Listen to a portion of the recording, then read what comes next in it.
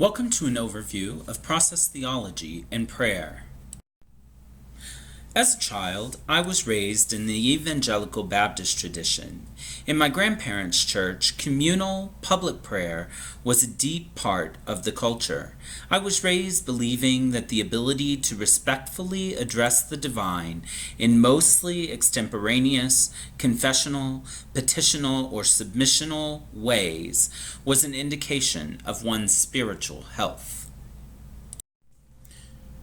I must admit, I loved both private and public praying, and I always felt I had a purpose and talent for it.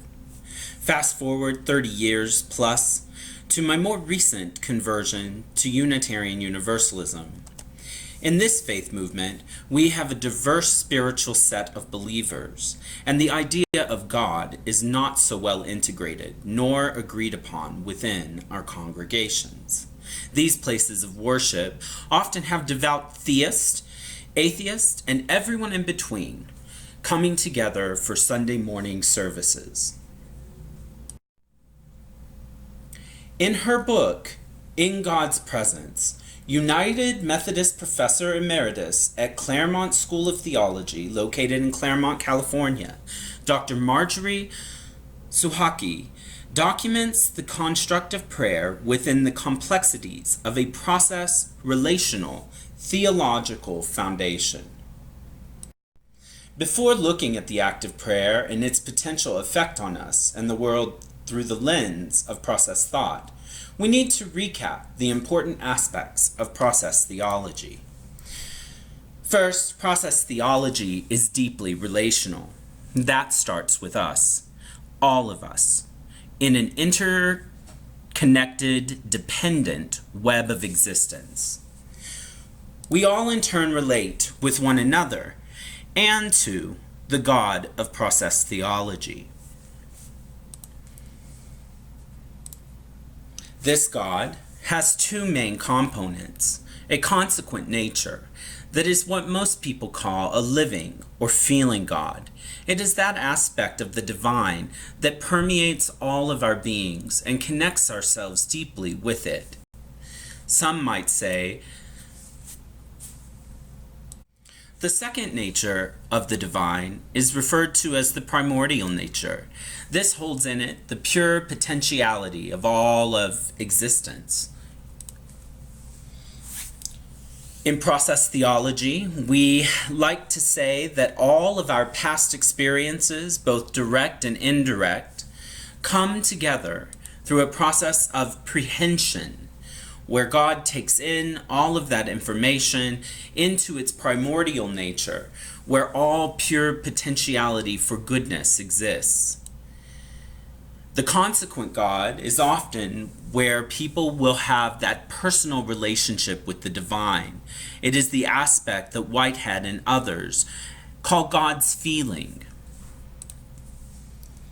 I like to refer to the process of amalgamating all of what can be and all of what has been as concretion.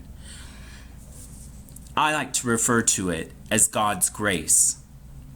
It is that deep faith belief that God is always ordering outcomes toward a better future.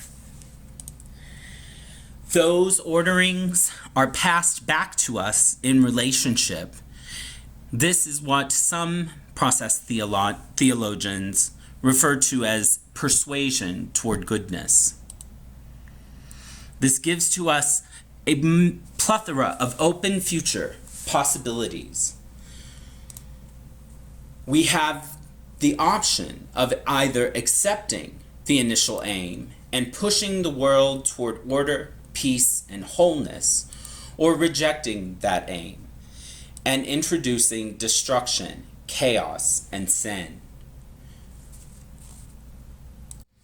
To me, the God of process theology is definitely omnipresent with us every second of every being. However, the God of this theological philosophy is not at all omnipotent. If this God were in fact all-powerful, all knowing, then it could force its will on humankind. And this is simply not something that I have experienced in my own life, and therefore cannot accept an omnipotent divine entity.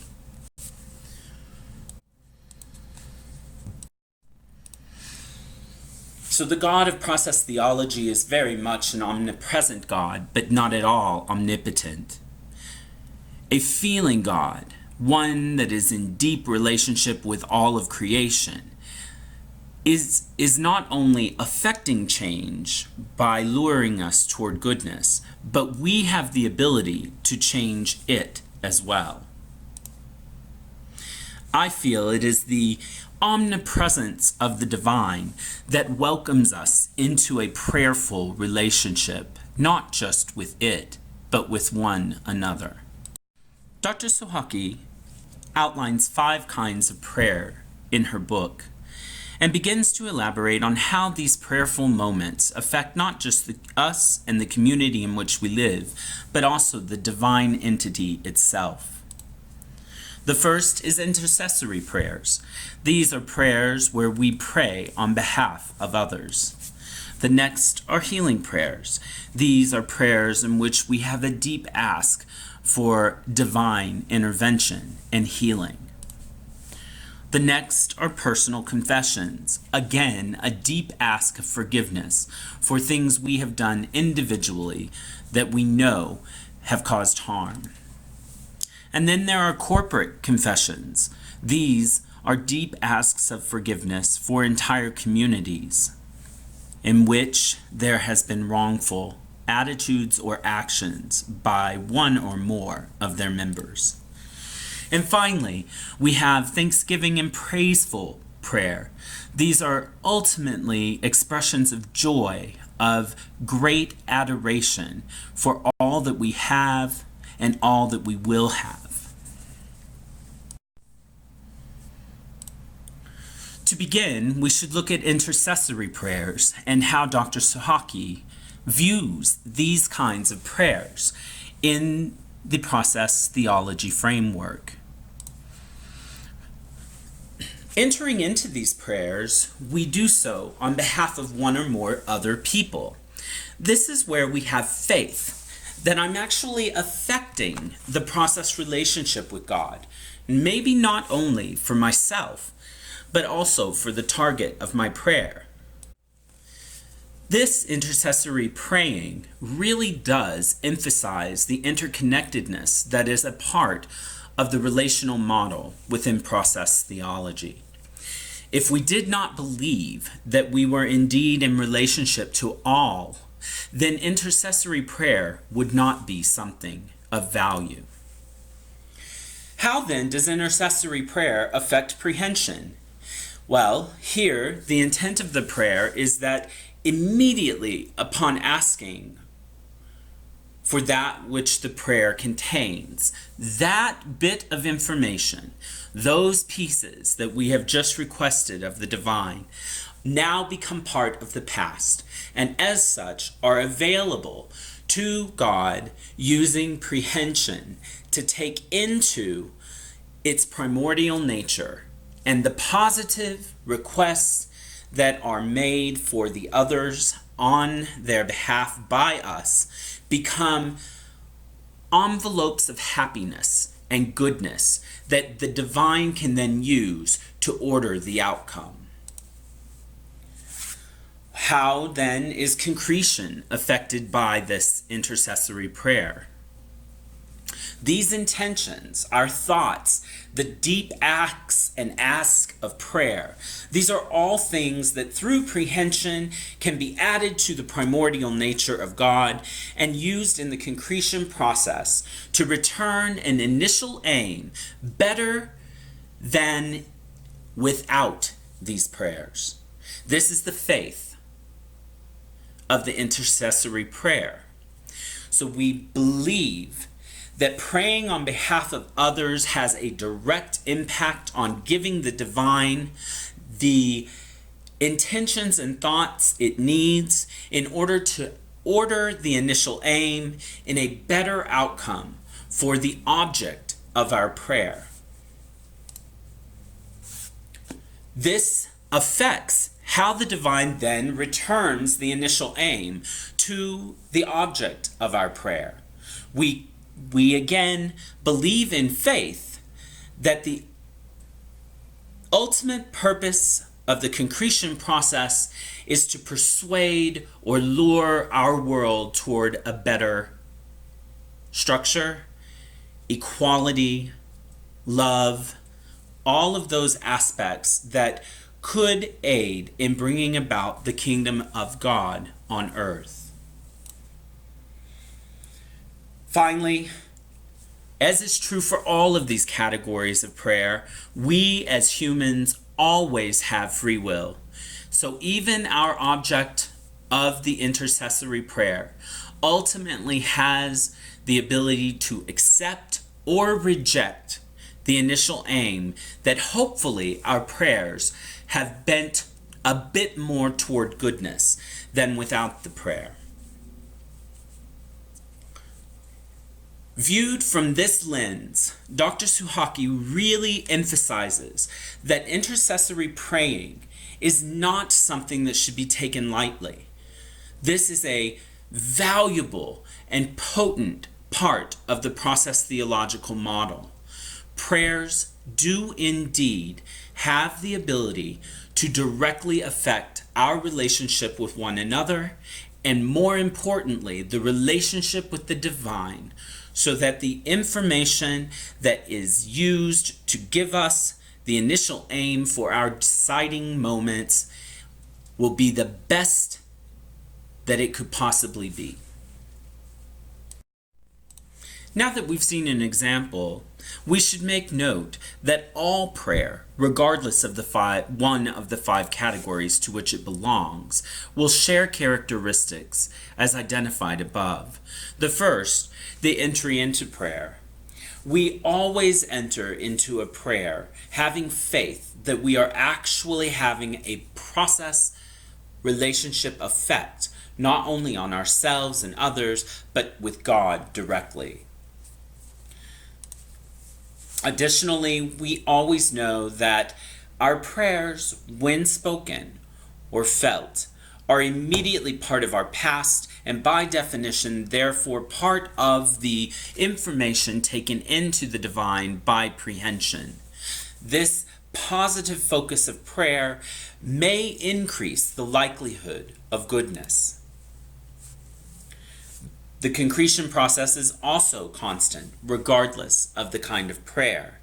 In this process, the same effect is felt regardless of the five categories of the prayer being discussed. All of these positive and good intentions and thoughts and asks of prayer are brought into the primordial nature of God, and through the concretion process, an initial aim is returned that may be better than what would be returned without these prayers. The initial aim of our prayer that is returned to us perhaps is stronger and will pull us toward making and accepting of that initial aim rather than rejecting it. But in any case, free will always allows for either the acceptance or rejection of the initial aim. I would like to just for a moment explain that while I am focusing on the positive asks of prayer, Dr. Suhaki in a recent YouTube video explained that she had a friend, Victoria, who she was not really getting along with very well, and found herself thinking of Victoria and really focusing negatively on the issues that were being experienced by both of them. As she walked and thought on these concepts, she realized that this was a type of prayer, and that at that very moment, the negative thoughts that she was expressing was actually affecting the divine, just like positive prayer. I find this a remarkable and massively important fact of process theology. If we all are interconnected, deeply relational with one another, our positive energies, our negative thoughts, all of these things have the potential of having a direct effect on one another and how we live. As a practitioner of Kabbalah, this has often been a stress point in many of the readings that I have done. For example, in God is a Verb by Rabbi David Cooper, he stresses the fact that it is likely we can create both angels and demons with our words, thoughts, and actions. To me, this is very much in alignment with process theology and thought, and underscores the deep relational aspects of this philosophical model. Knowing now that many aspects of the process theological model outlined in these slides are affected similarly, we are now just going to focus on the 4 remaining kinds of prayer and their great differences, at least according to Dr. Suhaki. Healing prayers. The main difference between this and the intercessory prayers that we discussed above is that here, the healing prayer is not only for the health of mind, body, and spirit. It could be for a broader kind of healing unknown to even us. The next kind of prayer is personal confessional prayers. And Dr. Suhaki is very clear that in this kind of prayer, the returning of what Whitehead called the initial aim is actually designed to open us up to be more accepting of the potentiality of goodness, of that divine essence that is God. We are using the confessional prayer so that it somehow changes us, so that we are more accepting of the initial aim returned by the divine and than we would have been prior to the confessional prayer. This is likely due to the fact that as we reject these aims and cause sin, destruction, evil, we become blocked, if you will, in accepting the divine purpose. The act of confession and ask of forgiveness clears that blockage and therefore allows us to engage with the divine presence in a more open and productive way than we would have been able to do prior. Likewise, in corporate confessional prayers, the exact same blocked communal sinning has occurred, and the group in and of itself as a whole is incapable of aligning itself toward the divine goodness without the deep ask of corporate forgiveness. And finally, in thanksgiving and praise prayers, these are not the Judeo-Christian prayers of adoration toward a theistic God, but rather are a recognition of the collective whole interconnectedness of all that is creation. These thanksgiving and praise prayers are ways in which we can affect the world around us by giving the divine positive thoughts, positive attitudes, and outlook that are then taken into the concretion process and aid us in overall providing better, more whole, complete possibilities.